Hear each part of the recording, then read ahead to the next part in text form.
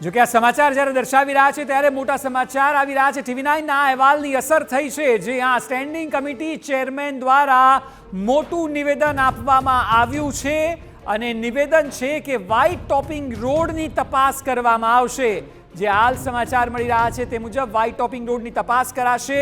અમારા સંવાદદાતા સાથે જ્યારે વાત કરી તેઓએ ત્યારે કહ્યું કે જો કોન્ટ્રાક્ટર કસૂરવાર હશે તો પગલાં લેવાશે। આ અહેવાલ જે 2 દિવસથી અમે બતાવી રહ્યા છે તે અહેવાલની અસરના ભાગરૂપે હવે કોન્ટ્રાક્ટર કસૂરવાર હશે તો પગલાં લેવાશે તેવું નિવેદન આપ્યું છે અને તપાસ થશે।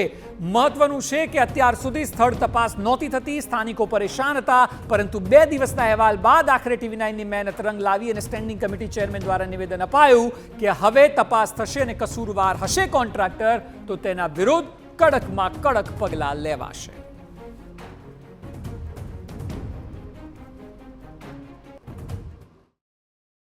અમદાવાદ મહાનગરની અંદર ગત વર્ષથી વ્હાઇટ ટોપિંગ રોડની શરૂઆત કરવામાં આવી છે।